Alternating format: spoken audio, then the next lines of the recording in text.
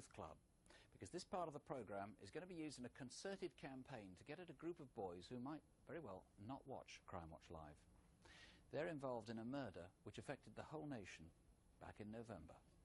Police are hunting for the killers of a 10-year-old boy who was stabbed to death. He dragged himself 100 yards to escape his attackers. I feel sorry for his parents, I really do. The family of 10-year-old Damilola left the scene of the shock and outrage, not just in this house, but right across the country. I mean, look at the boy there, his innocent little face. How could anyone do that to him? He was found slumped at the bottom of this stairwell. This has long been a notorious estate, but many felt that it was just beginning to turn the corner. Somebody, somewhere, knows something, and for some reason is sheltering the perpetrators of this crime. Scotland Yard said they would continue the high-profile operation. His parents decided a memorial service was the only way to remember his life and mourn his death. His brother delivered the tribute. The only thing I did not offer him was protection from his killers on that fateful day. Damilola, I know you are resting peacefully in the Lord's arms. Please forgive me for not being there for you. Well, after all that, how can we get people to come forward now? We'll take a look at this. Damilola's mother, Gloria, his father, Richard, and his brother, Tundi, helped us to retell the events leading up to his death. Lagos, capital of Nigeria, where Damilola's family lived and his father was a civil servant. Damilola's sister, Bemi, was born in London, but in Lagos her epilepsy became so dangerous, the family decided to bring her back. We had problems with obtaining drugs. This was as a result of shortages. So we decided if we cannot get the drugs and we cannot continue to see her suffer, we had to take a decision. So we held a meeting amongst the family, and we decided that, well, Bemi has to go back. As a temporary measure, the family went to live with Damilola's great-aunt on the North Peckham estate. Mr. Taylor's job meant he had to stay in Nigeria. Damilola was enrolled into a local school. He had this ambition of studying medicine so that he can get a cure for the sister's ailment. When the sister goes into fit, he's always there to take care of her, you know, to comfort her. And whenever she comes around, he's always there. You know, he's such a talented boy. He was very talented. It's a boy that cares and is always concerned about everybody's welfare. On Monday morning, Damilola left home for school as usual, wearing his silver puffer jacket. He often walked with friends, but after school he was on his own when he went to the library on Peckham High Street. I mean, you could see him in the CCTV footage, running off down to the library with no care in the world, just jumping. That's the way his life has always been. Damilola loved the library because of the computers and met friends here.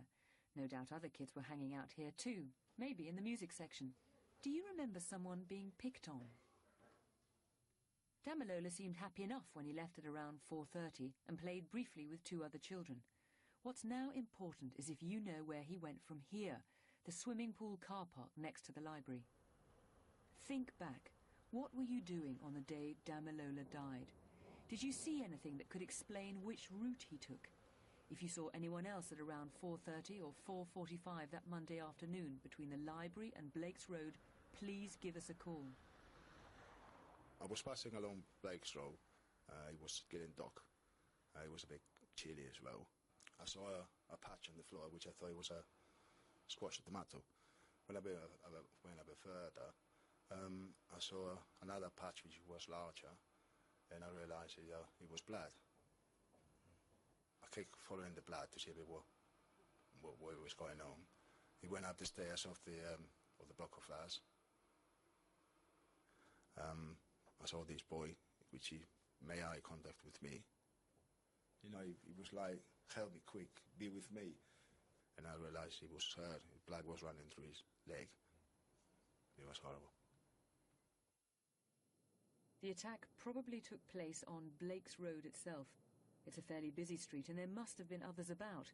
Over 600 people have already come forward to give statements. If you were around and haven't yet helped, now is the time to do it. Maybe whoever stabbed Damilola only meant to mark him, but the blade severed Damilola's artery. and by the time he'd made his way into the stairwell, he was virtually beyond help. One of the many people who visited the scene and now joins the appeal is one of Radio 1's dream team, DJ Spoonie. You know, if it was you or one of your friends that has done this, I know, you know, respect from your friends, from the rest of the boys, you know, in your gang, in your crew, on the estate is all important. I was one of those people.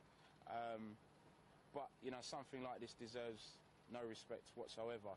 OK, it's happened now. We can't change the fact that it's happened now. If you are going to earn any respect at all, it will be to come forward, whether you're the person that did it or you know who did it. Someone knows, because not a lot went on when I was growing up on the estate without you knowing who did it or no sign who know who did it. So we're just asking you to please come forward for Damilola and for Damilola's family.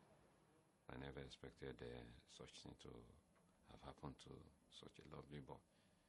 Because having even spoken to him that Saturday, I never knew I was talking to him for the last time. The only memory I have of him now is that I just see him smiling. That's it. See him smiling all the time. That's all I can ever think of him, smiling. Trevor's just so desperately sad. Are you any closer to catching Damilola's killers? I've got a lot of information in the inquiry which is telling me that those responsible are probably a group of young people not much older than Damilola himself. I believe that the injury that actually caused Damilola's death was probably inflicted by a single member of that group. And whilst I'm conducting a murder inquiry, I am alive to the possibility that Damilola's death could have been unintentional. If one of the gang who was there, who didn't actually do it, but saw what happened, if one of them comes forward to you now, they're going to get into a lot of trouble, aren't they? Somebody who saw the incident, didn't take part, is a witness, and a witness that we desperately need to speak to. And I would appeal to members of the family of that individual who are probably well aware of what happened and could well be under a lot of pressure. Please come forward. I would say to the young person involved, you must come forward. You need to tell us what happened, and you need to get this off your chest at an early opportunity. Now, if you're going to treat that person as a witness, can you protect them?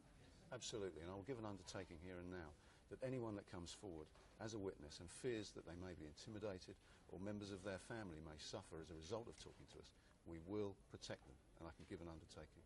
So even if they were in the gang, they saw what happened, you will treat them as a witness. What if they don't come forward? Well, what I would say then is they would leave me with no alternative but to believe that they were in some way involved with Damilola's death. I would say to them, we're not going away. We're going to keep coming. We're going to keep coming back to the estate. We will catch these individuals. And if they don't come forward, they can find themselves in an awful lot of trouble. OK, Trevor, well, you heard it there. Come forward. It's going to be a lot worse for you if you don't. The number to call is 0500 600 600, here to the studio. And there are other detectives standing by in the incident room. That's on 020 8247 4567.